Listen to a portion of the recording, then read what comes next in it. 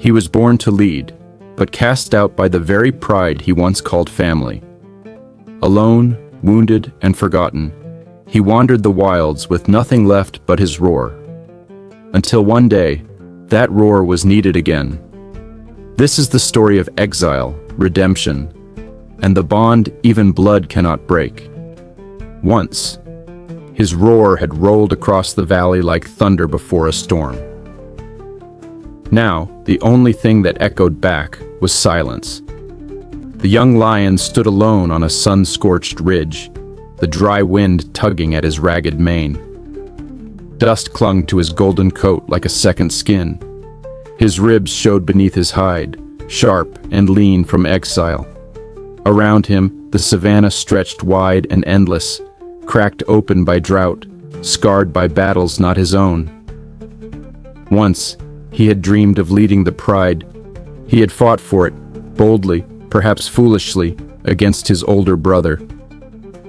That fight had ended beneath the shadow of the acacia tree, where his pride had watched in silence. He'd lost. Not just the battle, but everything. His home, his name, his place in the world. They had turned their backs as he limped away. For weeks now, he had survived on scraps. Rabbits, lizards, even vultures' leftovers. His once glorious body had become a map of small failures.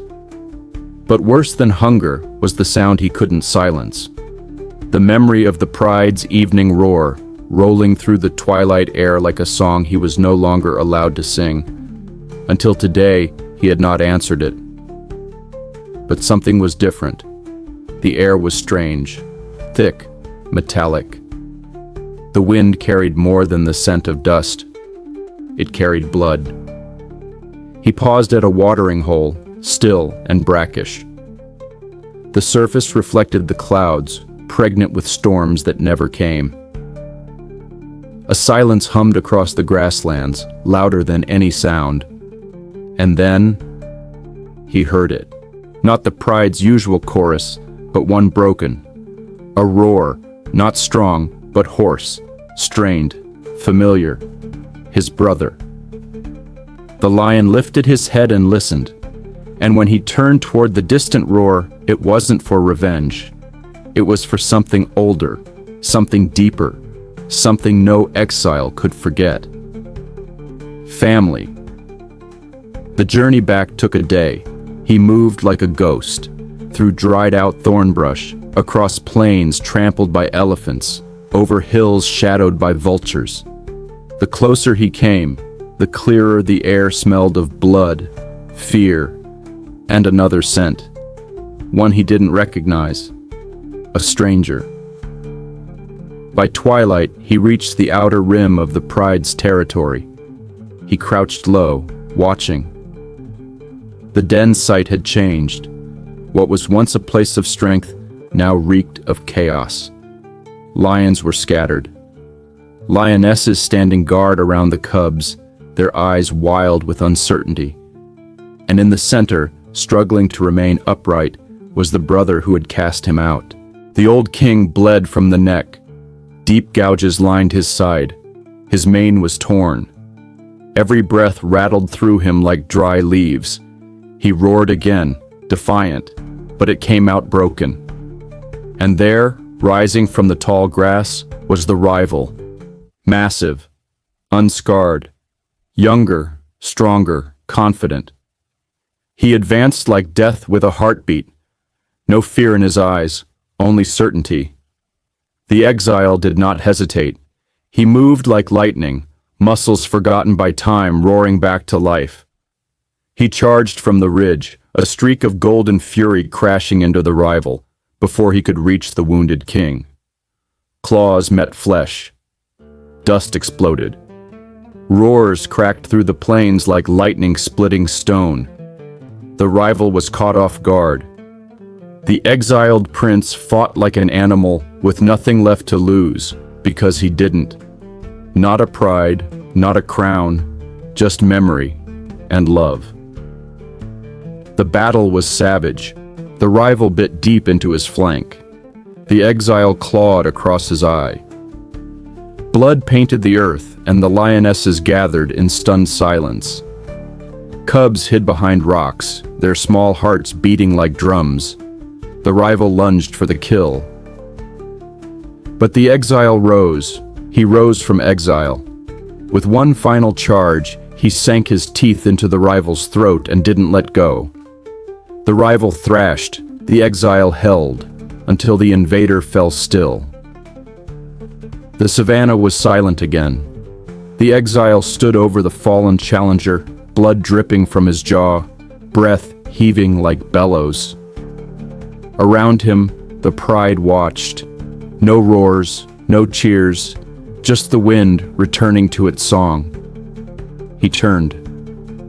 The brother lay slumped at the edge of the den, watching through pain-dimmed eyes.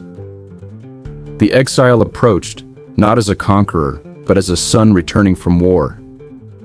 He paused, lowered his head, and waited. No roar, no growl. The older lion slowly rose, limping, bruised, but breathing. He stepped forward and met his brother's eyes. And then he bowed his head, not in submission, not in defeat, but in something older, forgiveness. That night, the two lions lay beneath the same acacia tree that once cast the shadow of their battle. The moon rose silver over the plains. The pride rested once more, safe. No one spoke. No one needed to. The cubs would never know who had won and who had lost. They would only remember that when the world bled and the winds howled and the future trembled in the teeth of a stranger, the exiled prince came back, not to rule, but to protect. And in doing so, he found not his throne, but his place. As the final echoes of roars fade into the night, we return not only to the silence of the savannah, but to truth. Lions, the kings and queens of Africa, are not invincible. A century ago, there were over 200,000 lions roaming freely across the continent. Today, fewer than 20,000 remain in the wild. Their numbers continue to fall, not because of rival males or drought or disease, but because of us.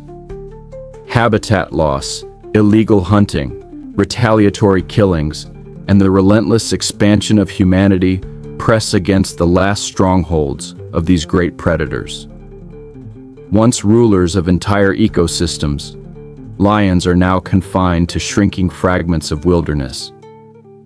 And yet, they still fight. They still protect. They still raise their cubs beneath the same stars they always have. They still roar. Just as the exile returned to protect what was left of his pride, we too must return to awareness, to respect, to action. Because if the roars ever go silent, the world will never sound the same again.